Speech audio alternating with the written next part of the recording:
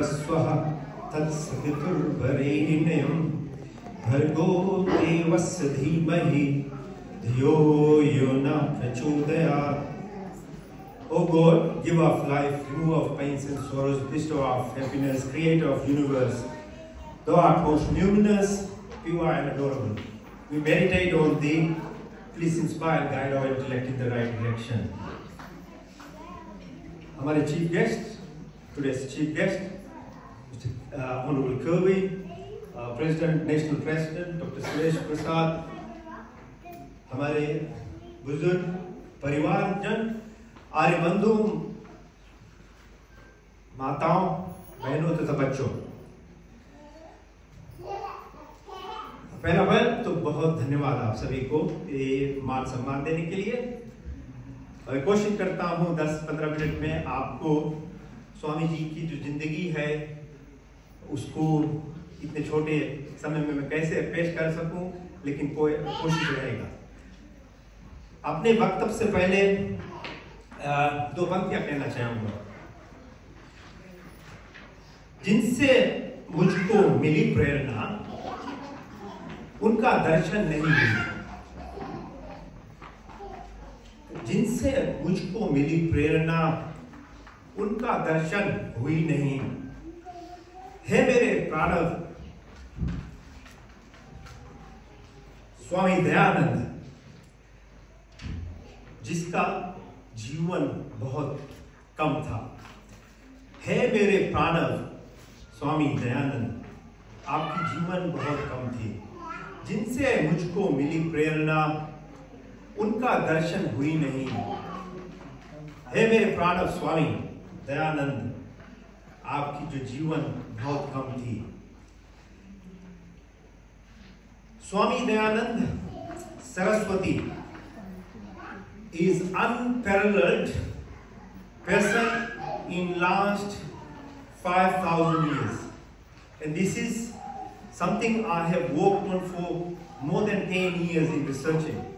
So I'm not saying here without just reading one book or something. It has taken me a long time to understand a person. If he was not there, I wouldn't be a person who I am.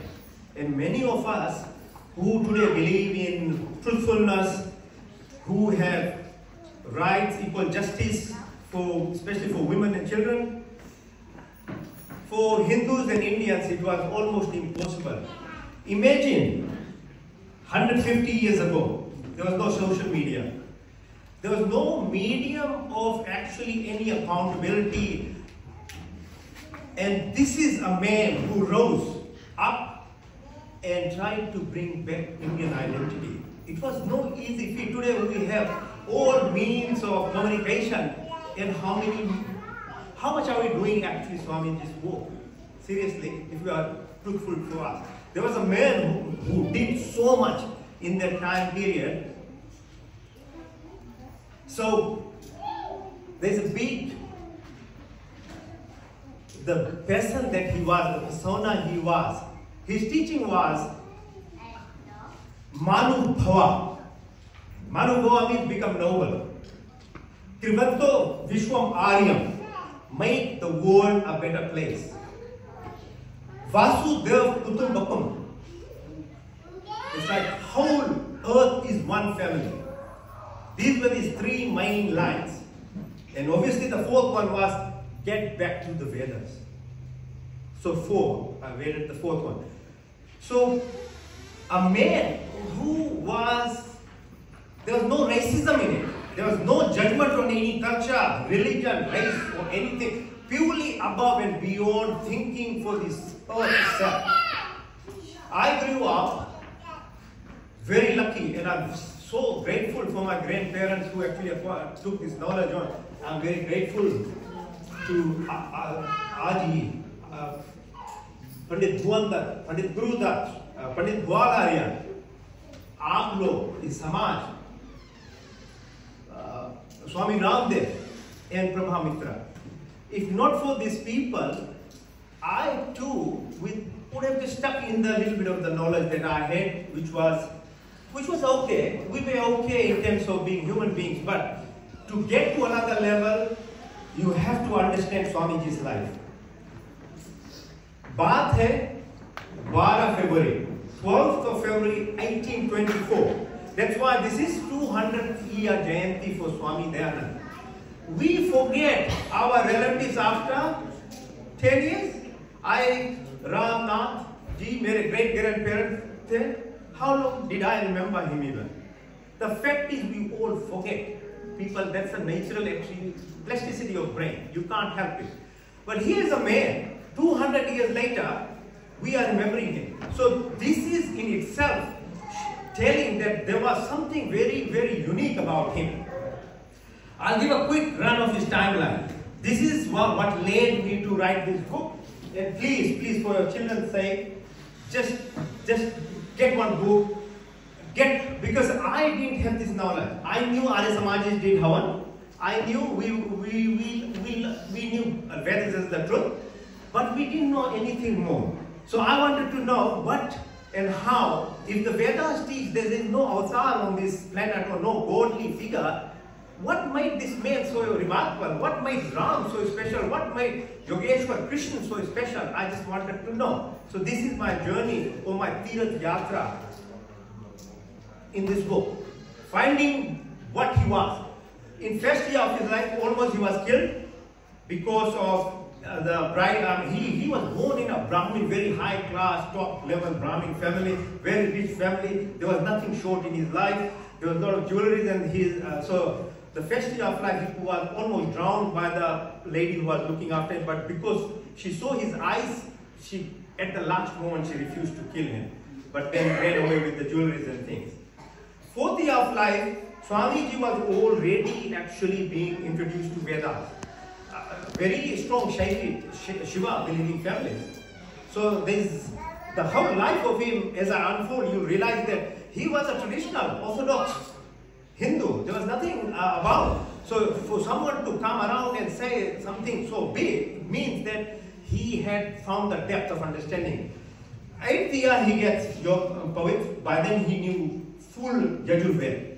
14th year of life, his family was a huge Shiv believer, so he had the search for knowing the Shiva. And as any child, you come to here and you are told by parents, oh, someday Swami Dayanand will come up, and so you are excited to see that main person because you are a child. That was not to happen, and that hit him in his head, and he wanted to find the true Shiva. So that was the first hit. At 16 years of life, his sister dies. And that is another hit on him, thinking, oh, how come my sister is not breathing? What has happened suddenly that she was here and that she's not here? There was cholera was very prominent there. At 19 years, his uncle dies. The uncle is the one who actually taught him the Vedas, Yajurveda and other things. So that's huge shock. He started asking questions about life. What is life? Who am I? Am I this body or am I more than this body? When my sister and my uncle died, did they go finish off their lifetime? What has happened? So the questions arose very early, 18 years of his life. The parents realized that this guy was getting vaira or detachment. So they quickly hustled up to find a bride and getting married, which he realized that was going to hold him. So he basically, at 21 years of life, he escapes his home and goes away, finding the truth of what is life and how you can be eternal. That was his question.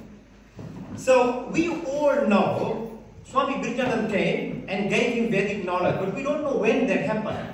It happens only in 1860. He leaves home 1845 at 21 years of age, and only at 35 years he is actually going to meet Swami Brijanand. So my question was, I never found anywhere since I grew up, where was this man? What happened? So the whole book talks about his journey from 21 years of life to his 1860 before he meets Swami Brijanand.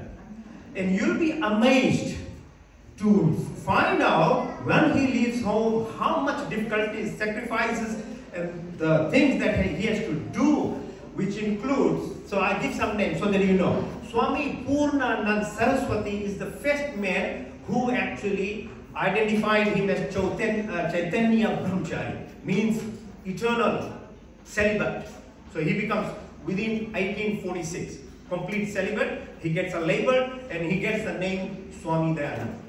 He gets, the first yogi he gets his name is Swami Yogananda. Following year, he gets two yogis. One is, his name is Swami Shivanand Giri, and the other one is Swami Jwala Prasad Puri. So these three people travel with him for 15 years almost, all over India, every single ashram, everywhere, including Tibet, every place they travel. In the book, there's a portion which talks about Jesus Christ's life when Jesus was he's missing from Bible. So when he was in Tibet, and the Tibet monastery, the museum which is still there, the book, the record of it, Swami Dayananda actually wrote it basically, and I've translated in English now. Why we don't know about Swamiji's life is because he was adamant when he was alive. On the request of Rabindranath Tagore, his father, Rabindranath Tagore, invited him to Calcutta to give a brief run of his life. So he gave this thing, and this is why it took me so much time to get the information, but he had a condition. Never publish an autobiography of him or life story of him if he's alive. Because it was a very common tendency that time, if you have someone such high profile, you start praying to him as a god. And that's what he was trying to remove. So he had a condition, and that's why most of us, including me, didn't know his life journey. So this is what I have done. I put it in. If there is a person who is example of true nationalist, Rashtriya, Pan, jisme tha, and why India or Modi's India today is actually going towards any bit of true independence, which is still struggling in this world of democracy, freedom and media. Imagine this man trying to actually do something like that 150 years ago. And he can't do, Modi can't. Modi is struggling. He can't do it now. And this man was trying to actually bring unity. So when Namaste thing came, it was meant to unify Hindus. So we greet in many different, we have regional languages, cultures, different way we greet. So one of the first things he did was Namaste, that I respect you and your soul meets my soul. So he was the man who introduced Namaste. And today, almost entire world accepts Namaste as a greeting of Indians.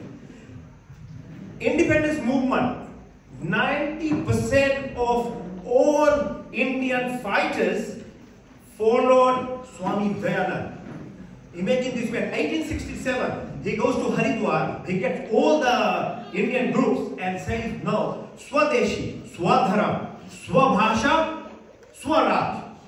This is the man who gave us the word Swadeshi, Swaraj, Swadharam, Swabhasha. He was a Gujarati, not a Hindi-speaking person, but he sacrificed his own language to unify Indians by saying, let's all speak Hindi for that moment, because the need of the time was Indians to get united. We will have all our regional languages, don't take me wrong, he used to say. He himself is a Gujarati. He went against the caste system, he was a Brahmin himself. But he broke the shackles of the caste system because British was taking advantage of it and dividing the people, and Mughals for years had done that. The culture that India was going through in 19th century is unbelievable for women in any part of the world, including India. So the pressing real need at that time was women's education, child marriage, because of the Islamic cultures and other cultures that had crept in. He tried to stop child marriage. He allowed women to get educated. Not that Indians didn't have this. So Swami Dayananda believed what he taught, the yajna or the Vedas, were far long being practiced, which is more than, according to him, Vedas, 1.96 billion years old. That is our belief timeline. And he said this was always there, Krishna, Ram, old time. When the time came, Mahabharat war happened, which is 5,000 years ago, India broke. Lot of educated people were killed. There was a world war actually 5,000 years ago. Following that, because India's GDP that time was 25% of the world, so obviously people were trying to destroy our country. So that's why the Mughal, the Muslims came, then the English came, and all this thing happened. And then this man rises from nowhere under so much. Imagine Britain was so strong, Mughals were so strong, and this man actually eventually gets India out of the independence movement. You name it, Subhash Chandra Bose, Lala Lajpat Rai, Chandrasekhar Azad, anybody and anybody, you find out 90% of what the Arya Samaj is doing today. Except for the MC today, or Yogesh, Pramod, I feel we are letting our people so down that we can't write an email or comment on something.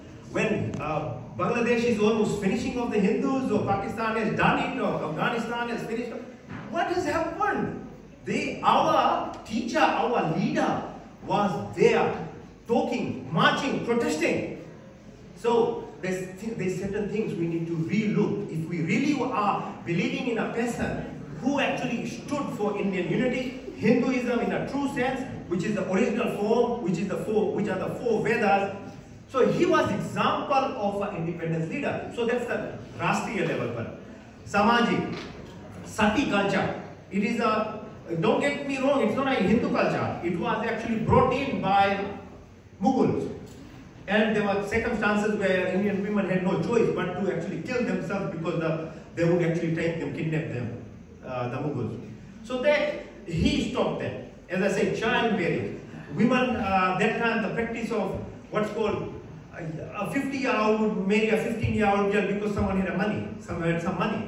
So he stopped that culture and he allowed women who were, and their husbands had passed away, to remarry, pressing time of that. So this is what this man did for women, and I can't tell you about the school, more than 780 DAV schools all over. More than 10,000 centers now all around the world because of this man. So in terms of education, there is unlimited amount of work he did. So I wanted to know what made him this man. So the thing what he made this man is, today I'll tell you, because I have started practicing what he did to himself to become the person. In my understanding and research, and I have followed from Sadhguru, Swami Ramdev, Shri Ravi Shankar, Raman Maharishi, you name any yogis of the last 100 years. I have followed all of them, read about them, and actually attended many of their classes. I can tell you there was no bigger yogi than Maharishi Swami Dayanand. There's nobody like him, and I'll now run through in 5 minutes what I mean. He believed, chapter 40, verse 6, 7, 8. Om Sarvani Bhutani Amrita Amasya. There are mantras, there are 3 mantras, which Rishi Patanjali in Yoga Shastra completely gives in detail who you can become. Because you couldn't go to Swami Birjanand if we are not that caliber person. He was a very advanced yogi and a Vedic scholar. You had to, and so it took 15 years. So if you look at Swami Dayanand, Yam. How many Yam? Ahimsa, Satya, Astya, Brahmachari. Akhand Brahmachari. Ahimsa, non-violence. Astya, don't steal anything. 5 Niyam. Sauch, Santosh, Tapasya, Swadhyay, Ishwar Pranidhan. This man had Yam, Niyam. He did, and you described very correctly, a big fellow, strong fellow. He did asanas. He describes the asanas that he practiced, in meaning his physical wealth and power that he had. Dr. Radhava, can I stop you for a minute now? Oh, I end it now. Yeah. Oh, okay. So 2 minutes, I'll just finish up. 2 minutes. Okay, so the thing was, he was an exemplary nationalistic. He was an exemplary yogi. He was a man of last sentence, forgiveness. 17 times people tried to kill him, poison him. And even the last time when he was killed, he forgave Jagannath, who poisoned him and sent him to Nepal. Forgiveness was his nature. So there's lots of real practical things that we should actually bring in our life. Please, for detail, read the books, find more information. Om Purnamada Purnamidam Purnat Purnamudachyate Purnasya Purnamadaya Purnamiva Vashishyate. Om Shanti Shanti Shanti.